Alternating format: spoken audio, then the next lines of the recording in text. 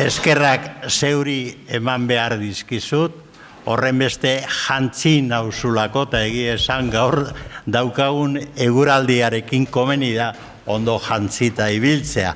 Beraz, eskerra zeuri eta eskerra bereziki eman behar dizkiet Miguel Zugazari, bikain portatu delako nirekin, museoaren zuzendaria da Miguel, eta nik uste lan bikaina egiten ari dela, baina baita ere Mirian Alzuri, hemen daukaguna, ataria bat erakusketaren arduraduna da, eta baita ere Jonander Tomas eta museoan bertan lan bikaina egiten duten arloko arduradunei eta langilei oroar.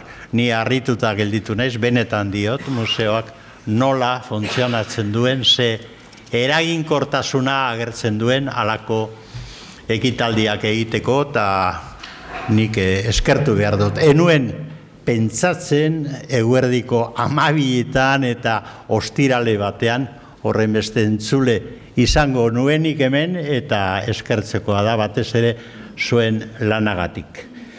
Bueno, kontua da ataria bat erakusketa horren eremuan antolatu dela hitzaldi edo elkarrizketa hau ere, nik espero dut elkarrizketa ere izatea, nahiz eta hasieratik arroiotxo bat sartuko dizuedan, baina espero dut ere bere interes puntuak izatea, nire hitzalditzo honek, solasaldi honek, baduelako bi elementu, bata Gabriel Aresti bera, eta Gabriel Arestik berez izan duen da baduen garrantzia Bilbon da Euskal Herrian, eta bigarrena zerbait berri kontatzera ere banatorrelako, ezta. Hemen begira zorrotza eta proposamen argiak ipini dut, eta nik uste horrela dela, baina ni neuk zuzenketa txiki bat egingo diot ataria bat izen horri. Museoa berrireki egiten da orain, egia da, baina hau ez da museoaren lehenengo ataria. Lehenengo ataria izan zen, 1939-tik egin zen museoaren beste edifizioa, eta ura frankismo gordinaren garaia zen. Da horrek ere bere ataria izan zuen. Atari frankista izan zuen horrek. Eta gero hitz egingo dut zehazki atari frankista horrek nola aurkeztu zuen Arte Ederren Museoa Bilbotarren aurrean. Eta hau beraz, atari berri bada, da nik uste dut hartu diot itxura atari berritzailea ere badela. Eta horren barruan ez da seinalerik txikiena inola ere, ataria erakusketan nola hasita Gabriel Arestiren poema batekin hasten dela, eskerrik asko. Eta ondoren, Gabriel Aresti berak lotura du, baina beste bi aipamen egin behar dira poster honen aurrean.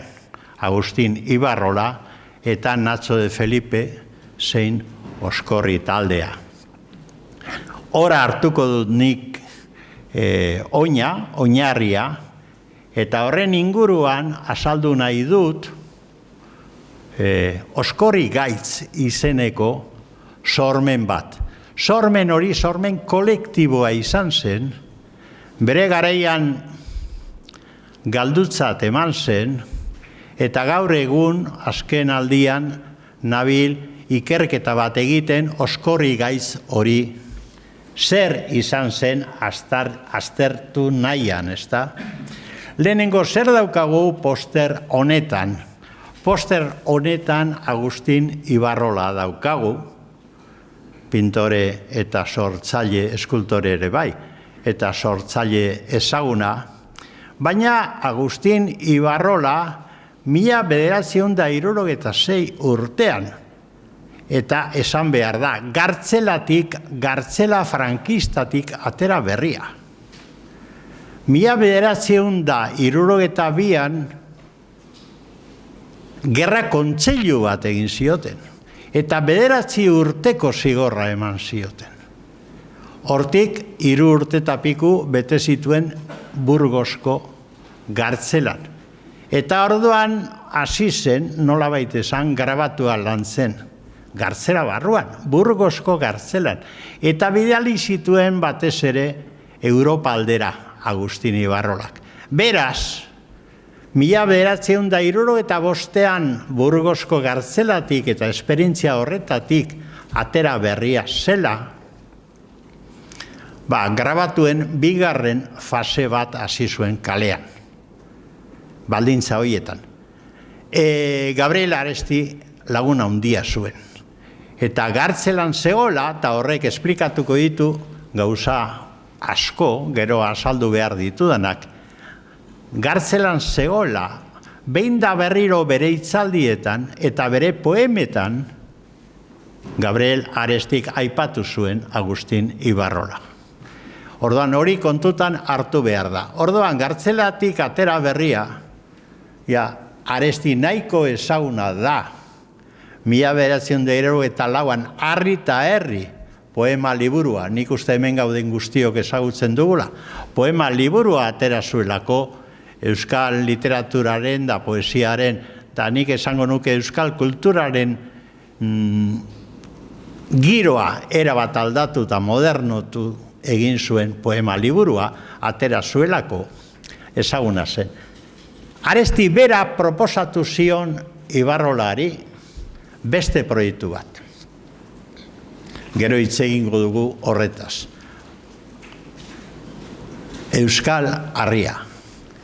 Eta horretarako elkarlan bat egin zuten eta Ibarrolak 14 grabatu prestatu zituen, da horietako bat izan zen hemen ikusten duzuena.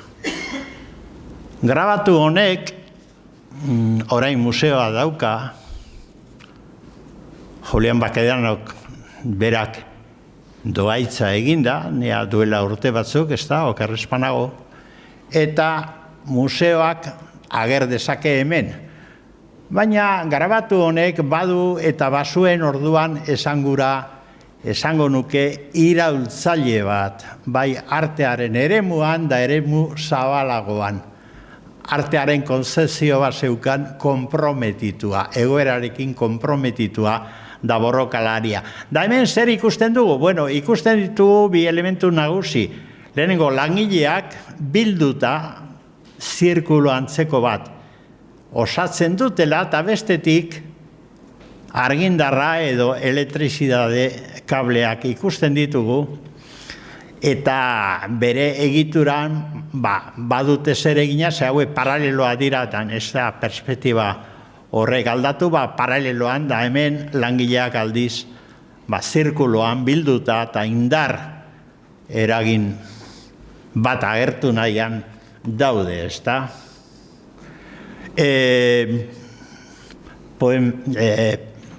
Esan nahi dut. Irudi eta marrazki esanguratzua da hain justu ere Oskorri ikusten badugu da Natxo de Felipek eta Oskorri taldeak hartu zuelako orduan eredu bezala. Eta sartu zuten Euskal Herria liburuan, baina liburuak bere arazoak izan zituen, gero zehaztuko ditugunak, eta berartua izan zen Oskorri gaitz esperientzia horretarako. Zer da Oskorri gaitz? Ikusten duzue.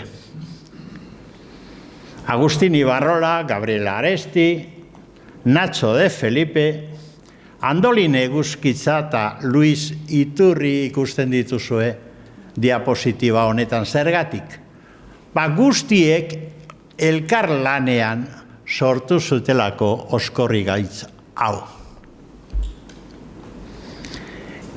Kuriosoa da, esperientzia bezala, kalean antzesteko pentsatua zegoen, eta ikusi bezala obra multiartistiko bada. Hor, batetik pintura edo grabatuak zehatzago esateko, bestetik poesia abangoardista, Arestiren poesia abangoardista, bestetik Andolin Eguzkitzaren laguntza batez ere Luis Iturriri, eta Andolin Eguzkitza euskararen akademiko garrantzitsua zen.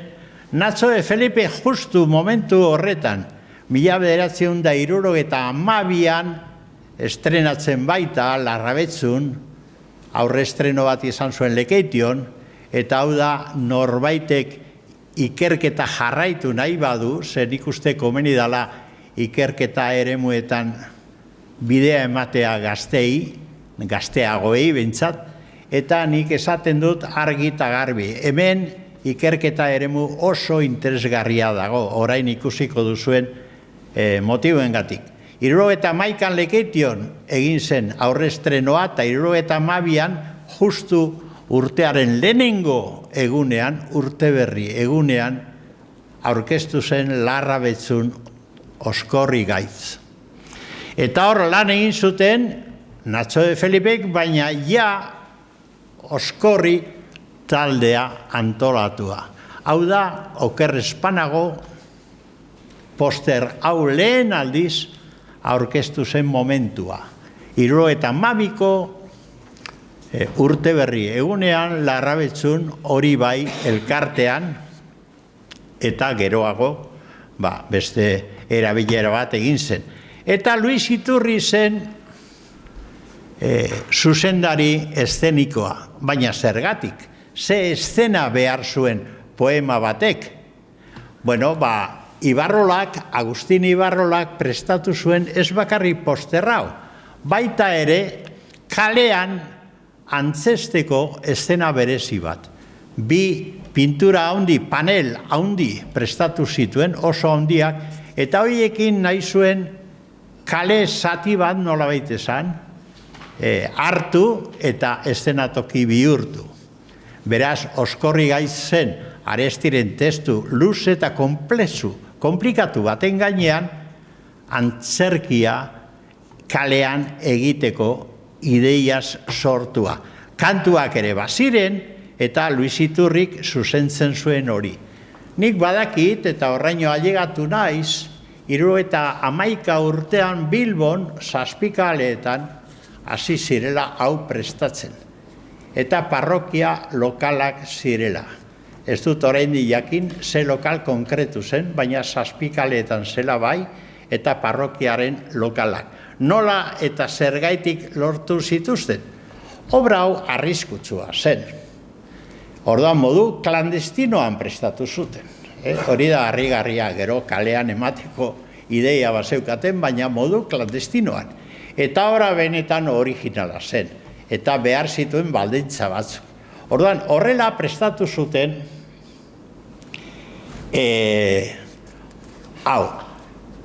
testua, azkenean aurreatuko naiz, da esango dizuet, testua lortu genuen.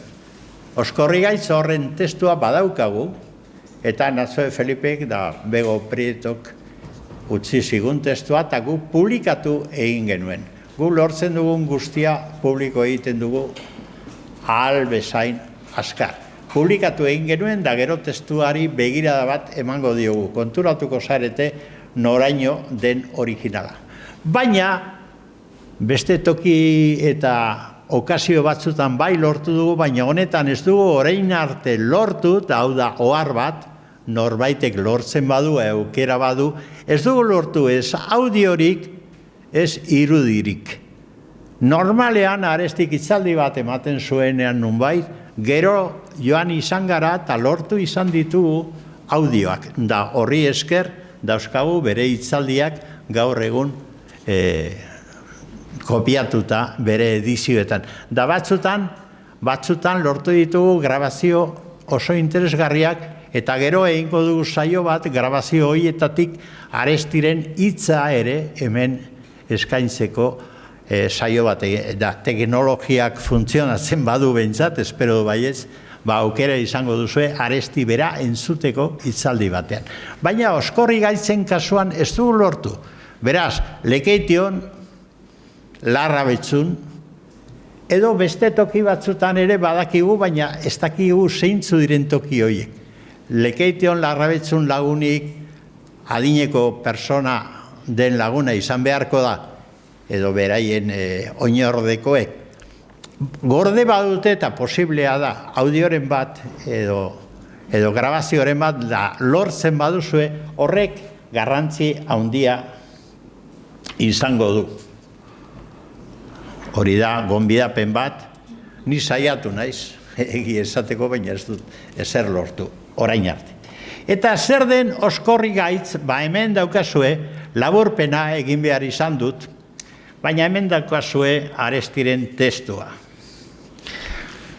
Bueno, batetik dauka hor hasieran halako aipu bat, goizean diozue gaur tenpestate egingo du, zerua oskorri gaitz da.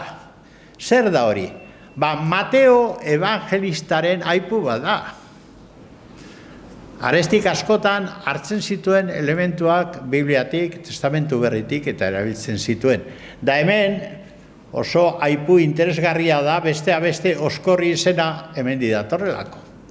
Eta oskorri gaitz obra honen izena ere bai. Oskorri izena Aresti berak evangelista bat itzulita sortu zuen. Oskorria badakizue zer den. Oskorri gaitz hitza obraren titulu ere hortik dakar. Baina aipu hori egin ondoren, hasten da pentsazazue egoera. Herri bateko kale batean sortu da eszenatoki hori.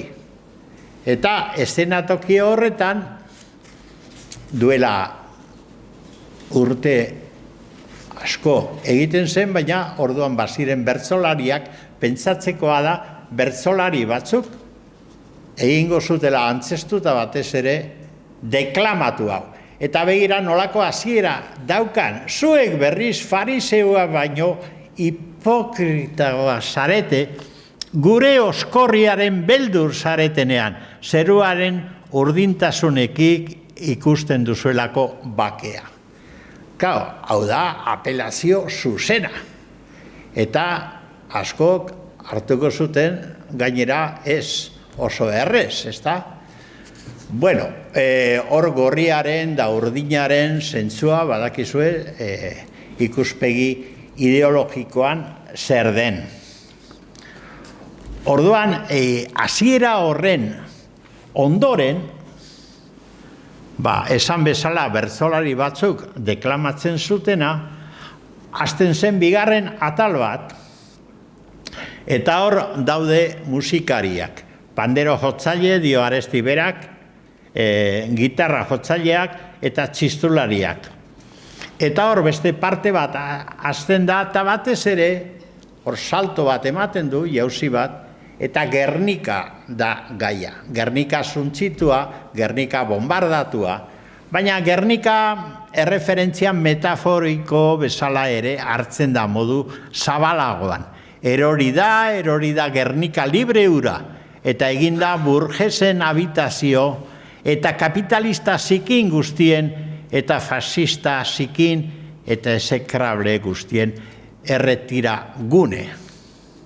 Helaz Gernika ziudade librea, ziudade maitea nola ire kondenazioa ordu batez etorri zen. Helaz ziudade librea, zein baitzen zetaz bestitua eta purpuraz eta eskarlataz, eta baitzen urrestatua urrez, eta apaindua harri preziatuz eta perlas. Nola ordu batez desolatu dira hain libertate handiak. Obrero guztiak ere, eta fabriketako proletaria du guztia, eta nekazariak eta marinelak, eta lanean aritzen diren guztiak ere, urrun egon dira.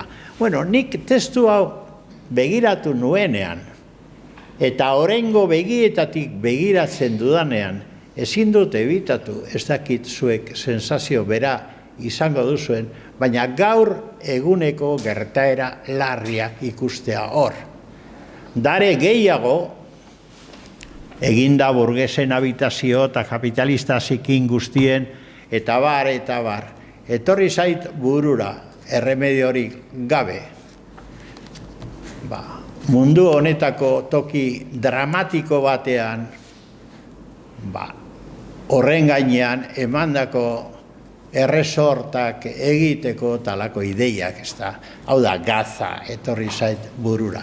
Nik ez dakit Arestik nolako ahalmena zeukan, baina kasu honetan ere berriro agertzen du, bere poesian, zentzu profetikoa zeukan, profetiko konzeptua berak erabiltzen zuen batzutan, eta Oteizari buruz adibidez esaten du, deitzen du Oteiza profeta.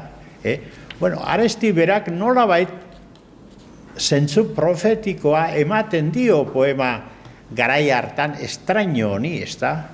Nolako Gernika agertzen duen, baina gaur egun esaigu gurek zoritzarrerako hain urruna egiten, gaurko munduan halako egoerak ikusten ari garela. Hemen daukagu, nire ustez, Oskorri gaitz honetarako inspirazioa izan zen esperientzia bat, aurreko esperientzia bat. Euskal Harria. Dakizuen bezala, Gabriel Arestik Harri eta Herrirekin 1974an nolabaiteko arrakasta erlatiboa izan ondoren, beste proiektu batzuk ere prestatu zituen. Eta zorionez atera zen azkenean 1975an Ibarrola Gartzelatik. Eta ordan bien artean prestatu zuten proiektu partekatu bat, eta da hauxe. Euskal Harria, hor ikusten duzuen grabatuaren gainean.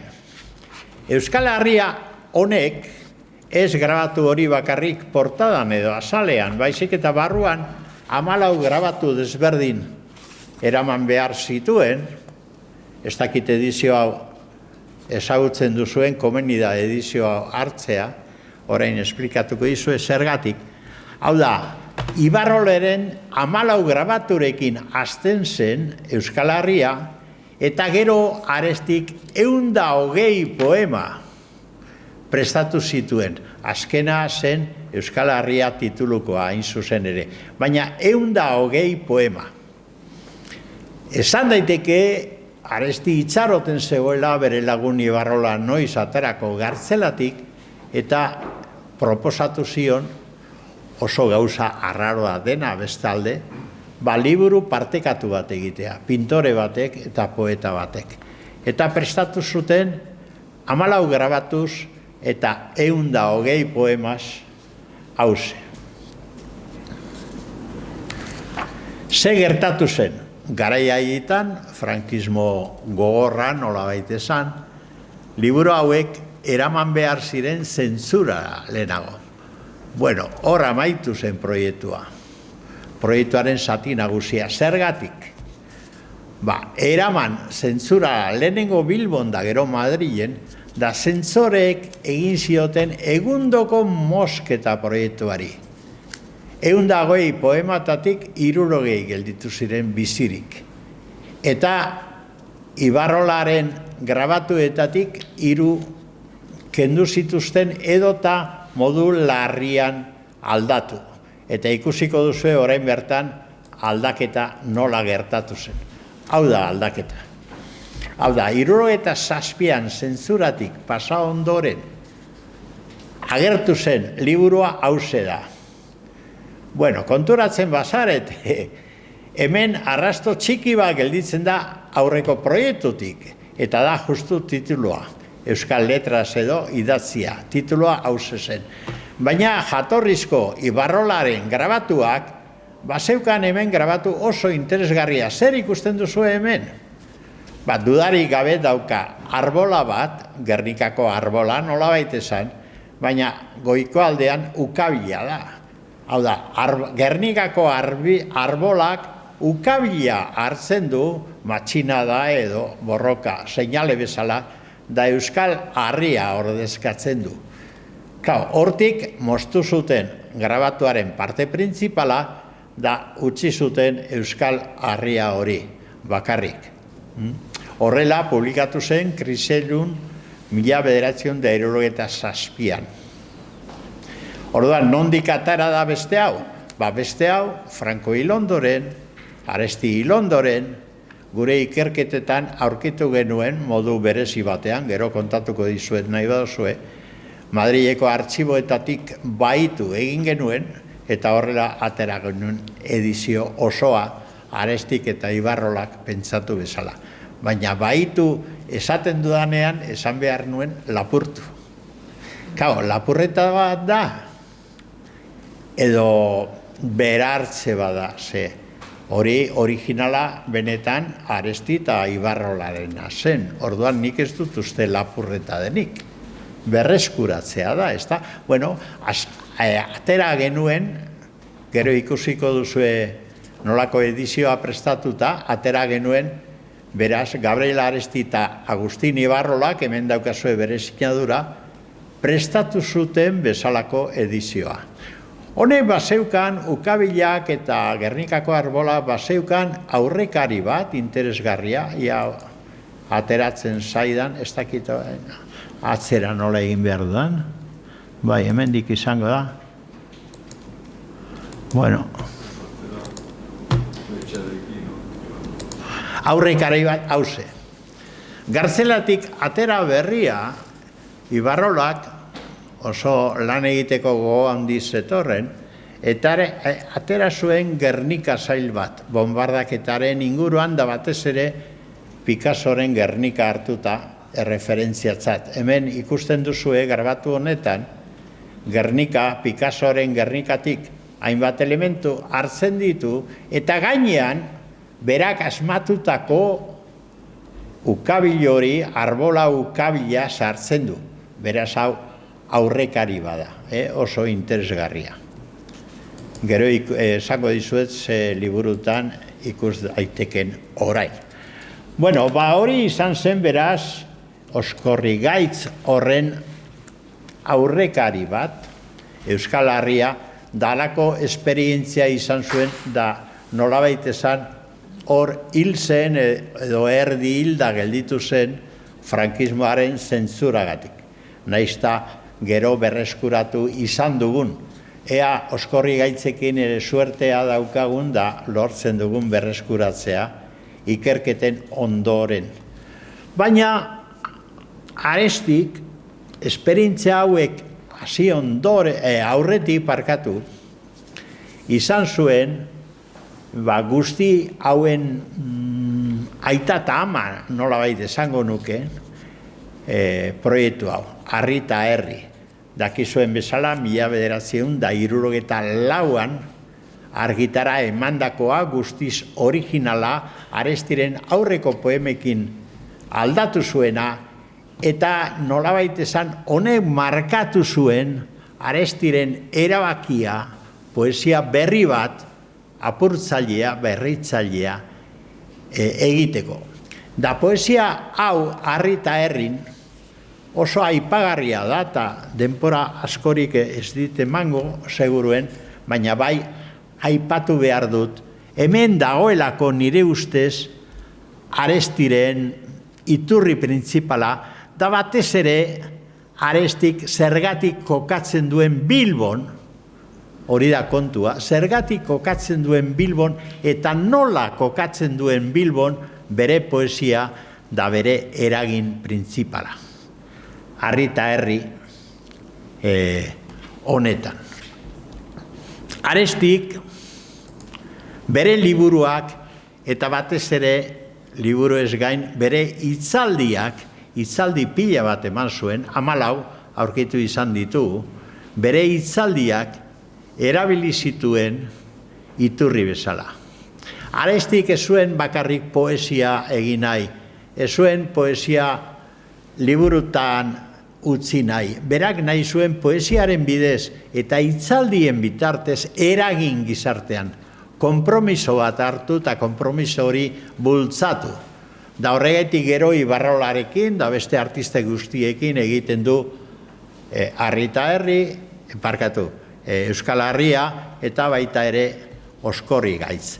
Gabriel Arestik hitzaldiak eman zituen, denetara 14 hitzaldi eman zituen, 1949tik bera hilarte, azken hitzaldia Bilbon jesuitetan eman zuen 1975 urtean, oso gaizori zegoen da handik gutxitera hil zen, baina hitzaldi bat eman zuen Bilboko jesuiten unibertsitatean. Eta hitzaldi gehienetan Bilbo hartzen du gai bezala.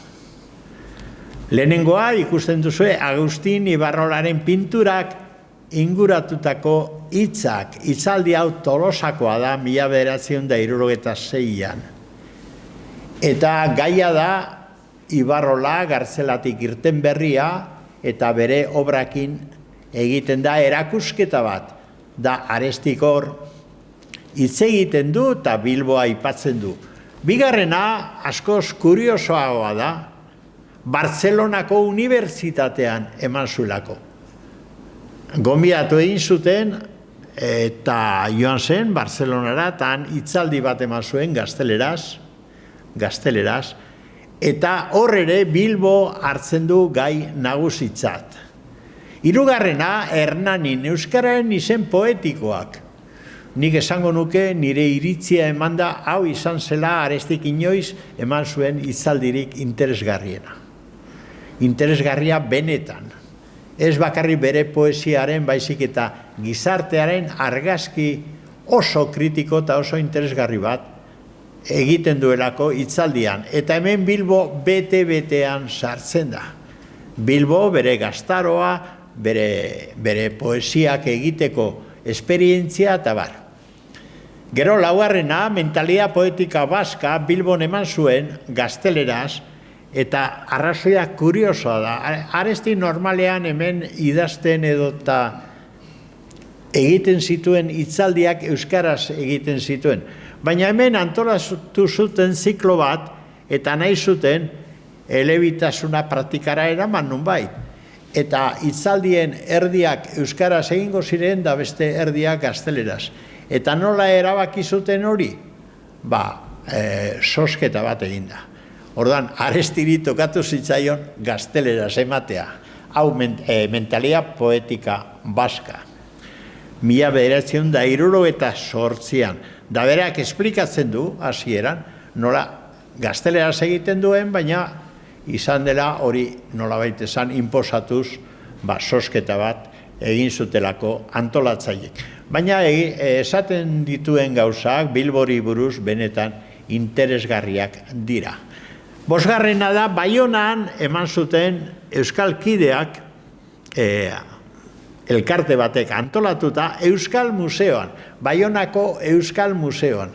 Horrek intentzio osoa dauka, Aresti eta Oskorri badoaz Baionaraino, frankismoan, ematen dute hitzaldi bat, eta noski hegoaldean esan zitezken baino askoz gauza gehiago esaten dituzte.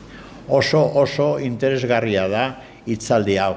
Idatzia dituzue guztiak, bere obra 86an agertu genuen, Susan, agertu genituen 10 liburutan. 10. liburuan dituzue hitzaldi hauek guztiak, eta irakur daitezke gaur egun, baina harrigarria egiten da 1972an oraindik Franco nahiko bizirik eta nahiko bizkor zegoela, hor nolako edukiak kontatzen dituzten. Eta azkena, da beste konpromiso bat, jesuitek eskatu zioten Joane Etxeberri Sarako idazleari buruz, hitzaldi akademiko bat egitea eta egin zuen Deustun jesuitetan sentimendu soziala eta kontzientzia nazionala. Kontatuko dizuet, anekdota esanguratsu bezala, hitzaldi hau jesuite gorde zutela, lehenengo Madrileko Agak artxiboa bezala kasu honetan jesuitek gorde zuten originala, handik gutxira Aresti hil zen, da originala gelditu zen jesuiten artxibo sekretuan, badute artxibo sekretua, gordeta, ni ari nintzen ikertzen Aresti eta hor ere jokaldi bat egin genuen, nire antza fisikoa zuen eta deitura ere bera zuen beste batekin, eta hor ere ez genuen kopiatu, hau da, ez genuen lapurtu, kasu horretan, baizik eta fotokopia bat egin. Jesuitak engainatuz, horre bere meritua dauka, orain esan dezaket, ez dit importa. Beste garai batean ezingo nuen esan, orain konta dezaket. Engainatu genituen jesuitak eta egin genuen fotokopia bat, da hortik atera dugu. Joanes Etxeberri Zarakoaren sentimendu soziala eta kontzientzia nazionala publiko egin dugu, gure 10. liburuan daukazue ere. Bueno, halako gauzak kontatzea norberaren kurrikulumean esango dizuet egia, lehen kontatu diren nire kargu eta titulu guztie baino posa handiagoa ematen diate halakoetan. Hola gertatu zen. Bueno, eta harri eta herri eta hitzaldiak erabiltzen ditugu, ez dakizema denpora gelditzen zaidan, bueno, neurtuko dut, puntual izateko, erabiltzen ditugu Arestik Bilbo nola aurkezten zuen, eta Bilboren inguruan ze problematika asaltzen zuen da, hau da, begirada zorrotza, eta ze proposamen egiten zuen ere aztertzeko. Hemen hartu ditut argazki hauek, gaur egunekoak kontraste handi bat dagoelako, ezta? Aresti hemen jaio zen, da Arestiren gurasoen etxea hause, hor ikusten duzuen txapitula zuria zen, Barroeta Aldamar 2, eta gaur egun horrela agertzen da, kalle Barroeta Aldamar, gazteleraz, bueno, hemen daukazue autonomia espainiar baten zeinuak, dagozkion zeinuak edo banderak, espainola erdi-erdian. Edifizio hau aduanak izan ziren garai batean, da gaur egun Madrileko gobernuaren egoitza da. Nola esan bere ganatu egin dute eta beraiena da. Hau bertako aduana zen garai batean. Eta Arestiren etxe atarian agertzen da hemen inguruan dagoen Aresti identifikatzeko elementu bakarra, da plaka bat, ikusten duzuen ez da erdaildua, nik uste brontzeskoa dela eta degradatua dago, ez da ia ezer irakurtzen, eta hori da Gabriel Arestiren omenez Bilboko udalak ipini duen erreferentzia bakarra hemen. Horrez gain, hemen daukazue garai bateko Aresti, eta horrez gain plaza honi, nire ustez modu logikoan zegokion Gabriel Aresti plaza izena, ez da? Gainera Arestik esan zuen ez berak ezuela kale bat nahi bere izenez, nahikoa zen plaza bat eskaintzea. Eta toki honetakoa iruditzen zait egokiena izan zitekela. Bere gurasoen etxea, bere sorlekua, eta beraz Gabriel Aresti plaza. Ba ez, deitu dute Pio Baroja plaza. Nik ez dakit, egia esan eman dizkio buelta, ia Pio Baroja ze harreman zeukan Bilborekin. Ez dut aurkitu, harreman ezagunik.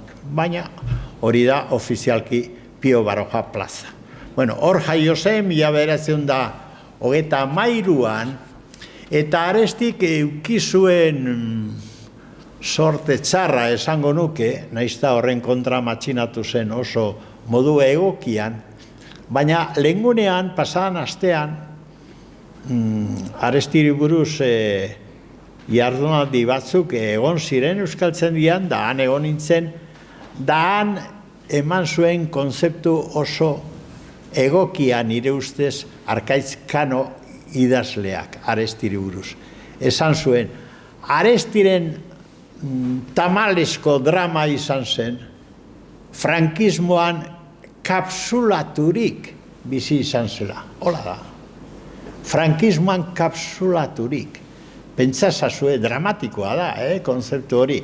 Hau da, ja jaio eta berehala ikusten duzue frankista zeuden, hartu zuten Bilbo, eskerreko irudia, nire eskerrean bentsat, da frankistak atxuritik nola sartzen diren Bilbon, 1927ko ekainaren 19, okerrezpanago, eta bestea dira Bilbon hartutako irudiak.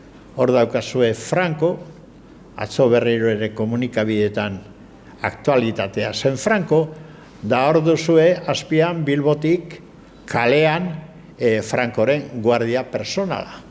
Eramaten zuen alako bizitak egiten zituenean, ezta?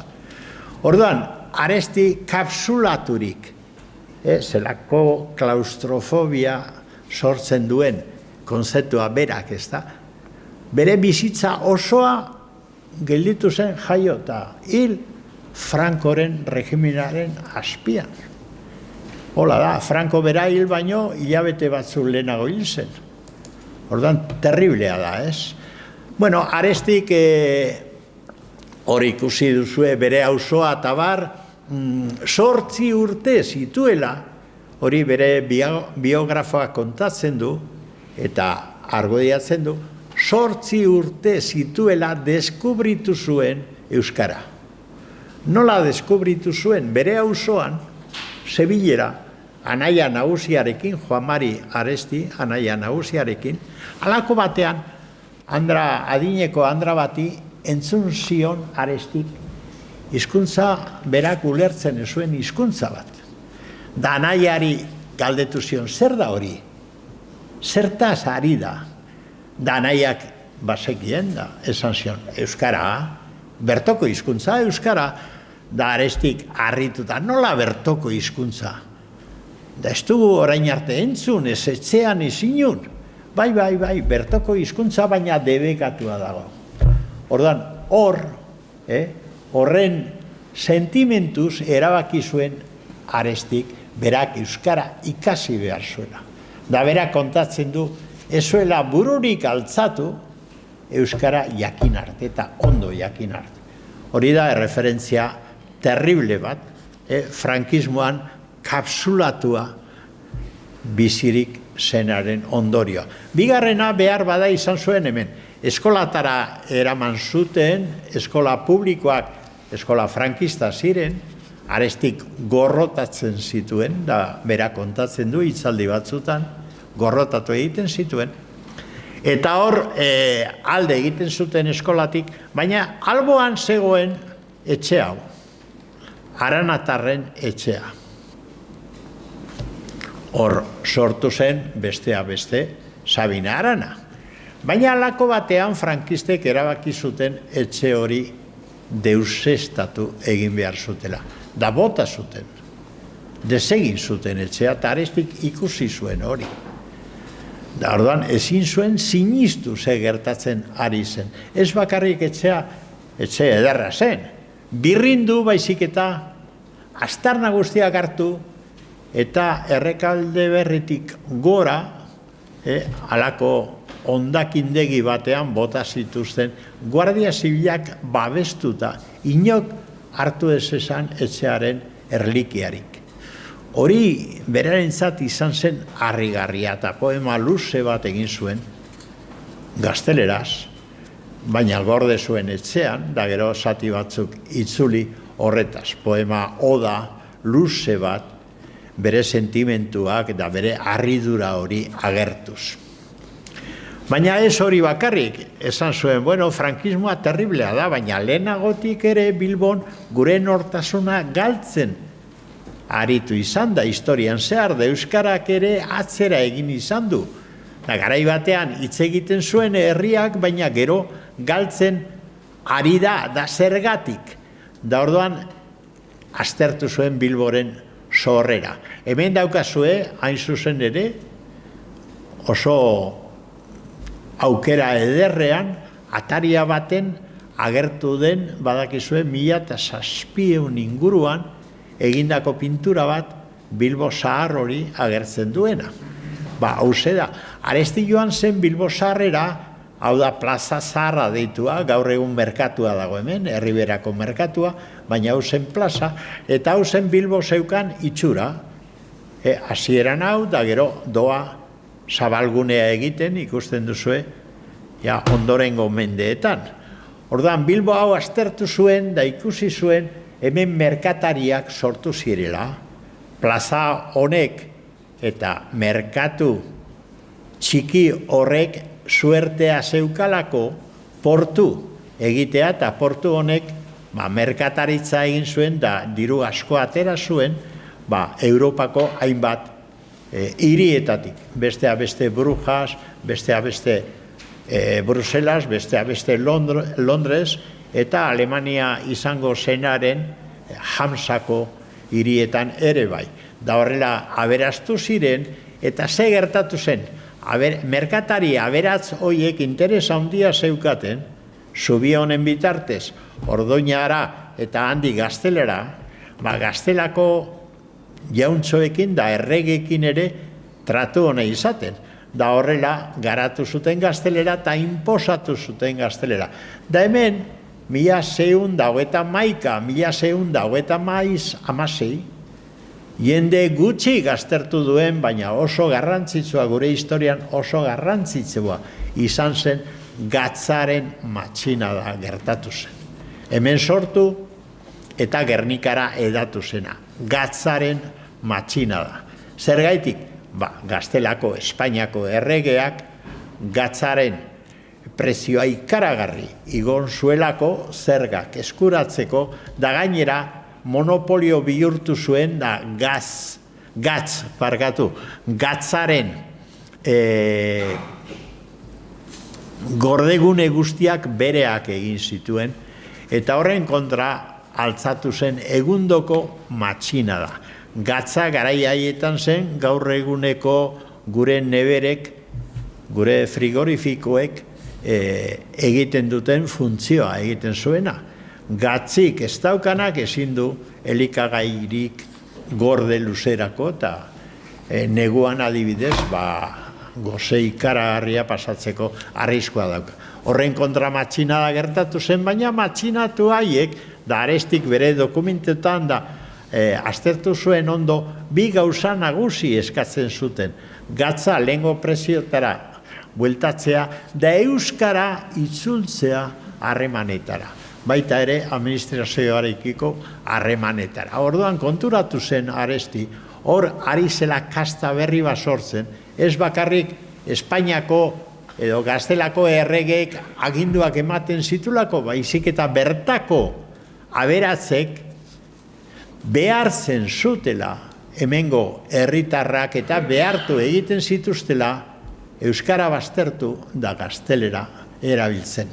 Gauza bera Bilbon da gauza bera Gernikan batzar orokorretan. Zigorrak eta gartzela ere jartzen zuten, euskara erabiltzen zuten baserritarrentzako, naizta hauek Gaztelera ez jakin.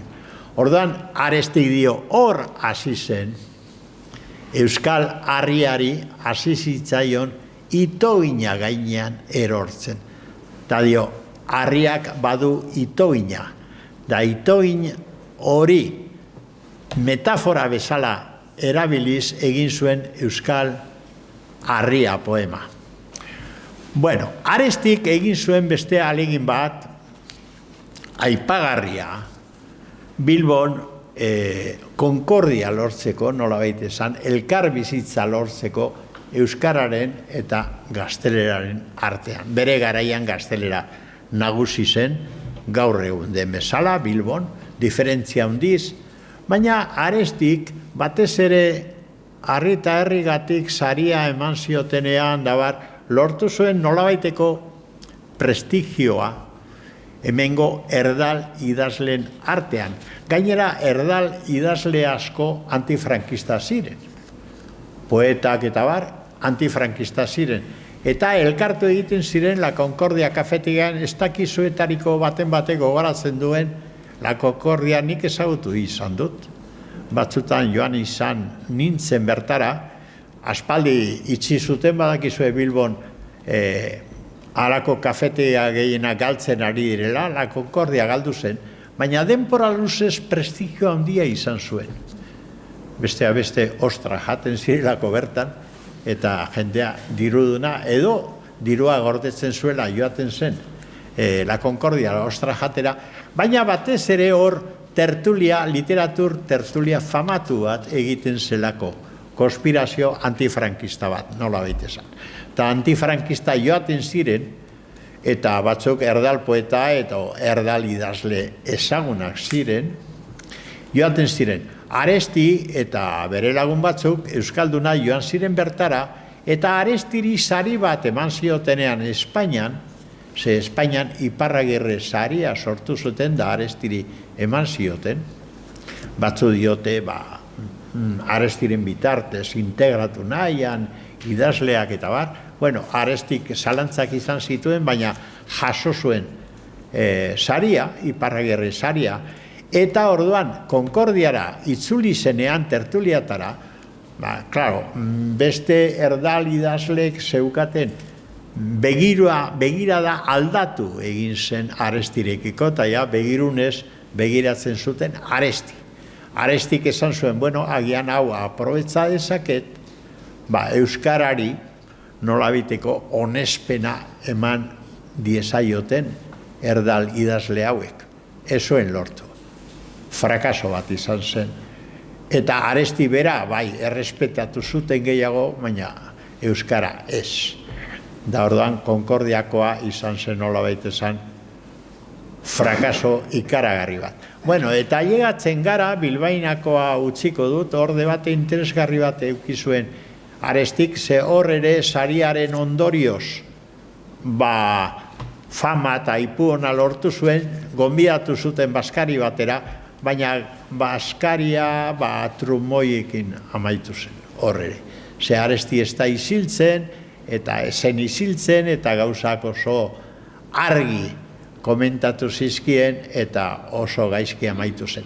Baina, honekin amaituko du, ze interesatzen zait, komentatzea, hau da museoa, hau izan da museoa, orain arte museo hau egin zuten, gerra amaitu da segidan, da frankistek interesa handia zeukate museoa egiten, hasi ziren 1929an da amaitu zuten 55ean, denpora eman zuten.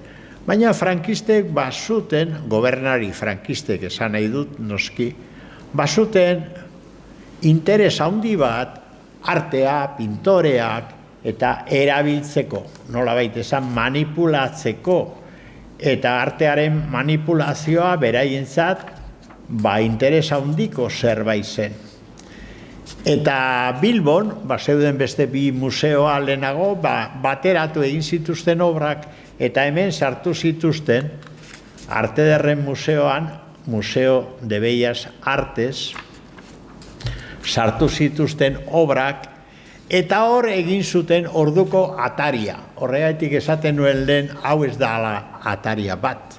Ataria bat beste hau izan zen. Eta nola egin zuten ataria? Bi elementu aipatuko ditut. Pintoren artean batzuk nabarmen hautatu eta gorestuz. Eta bereziki hemen ikusten duzue, nik ez dakit orain aldaketarekin hau mantenduko den, baina hemen ikusten duzue, ez da eskultura erdi bat, busto bat, eta busto hori esan behar dizuet, dala Ignacio Zuloagaren bustoa. Orain ez du detailatuko, baina bai esango dizuet, Ignacio Zuloaga, bestalde pintore ona, manipulatu egin zutela ikaragarri. Ez ditut orain detaileak emateko denporarik ez daukat, baina gonbidatu egiten zaituztet, Ignacio Zuloagaren gaineko, euskal pintorearen gaineko manipulazioa da eskandalu ikaragarri bat.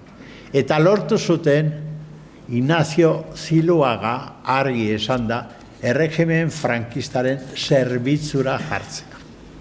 Detaile batzuk emateagatik enkarguz egin zizkion Frankori erretratuak da baita ere Mussoliniri eta Hitler. Zuloaga orduan nabarmendu eta gorestu egin zuten frankismoan, eta museo honen lehenengo atarian daukazue hemen nabarmenduz Ignacio Zuloagaren bustoa. Eta beste elementu bat hemen jarri zutena, lehenago parkean zegoen, baina Durriok egindako eskultura eder bat, gaur ikus dezakezue gainera, eta zen Greziako jainkosa, Euterpe izeneko jainkosa musikaren jainkosa baten eskultura eder bat, handia, biluzik. Ordan, ze gertatu zen frankismo betean egundoko kanpaina egin zuten fatzek, frankistek, eta 1959an behartu zuten hortik kentzera biluzia zegoen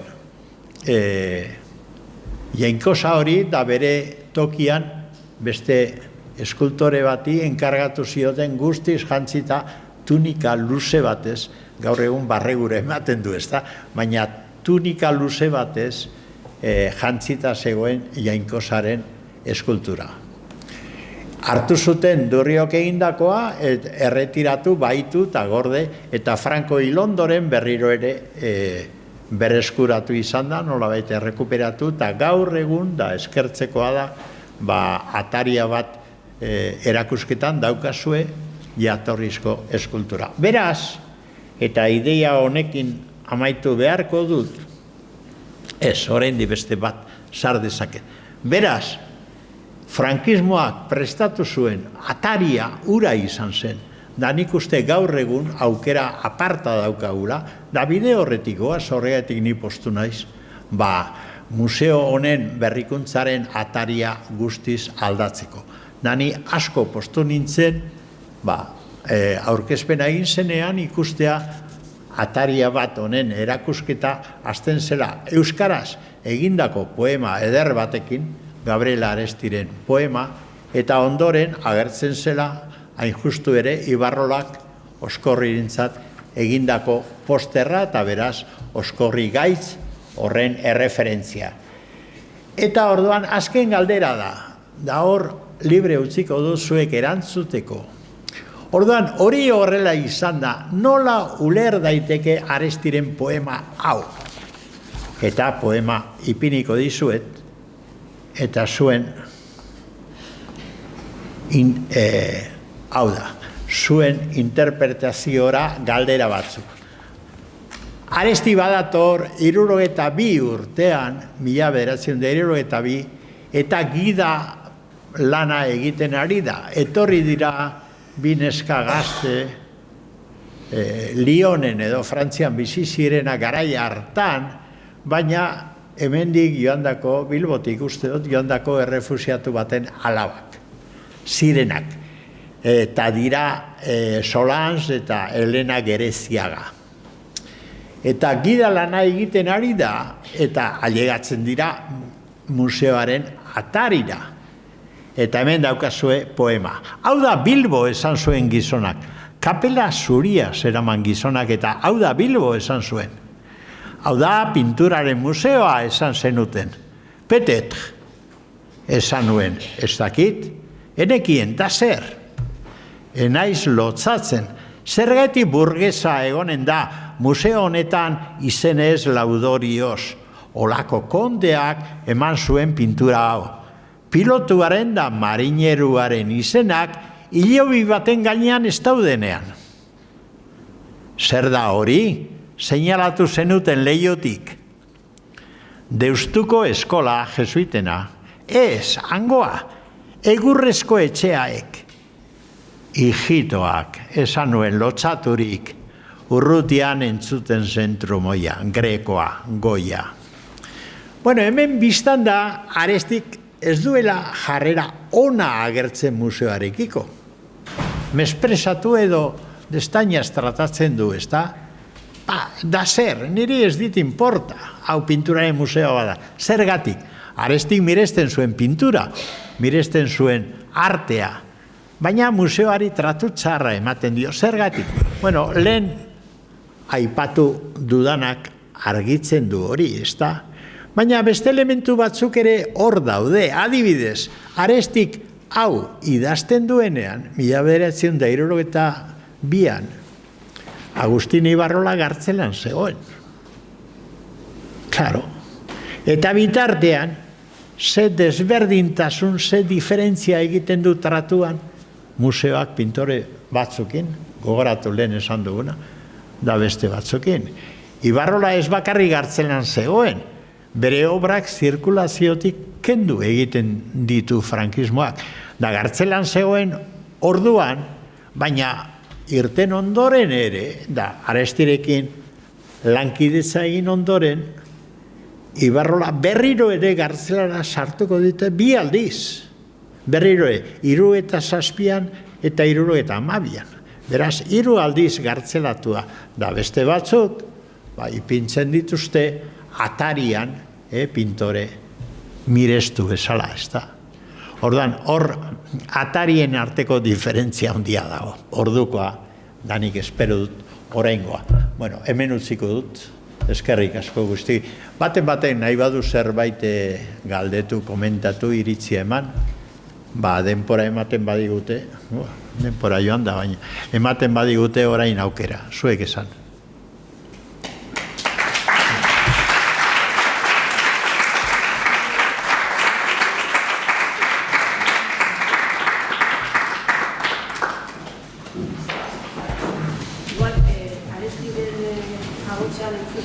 Ahotsa entzuteko, aukera emango dut, lehen esan dudanez.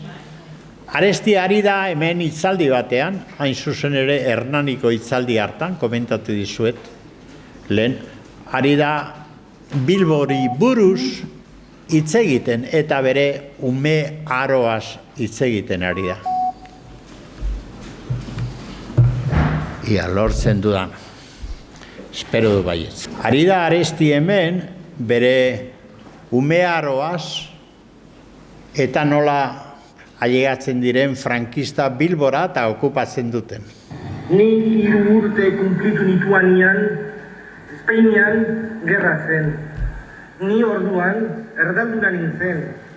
Ez beste arrazoirengatik espada nire gurasoek, naiz eta euskal apelikoak izan, euskeraz ez zekitelako.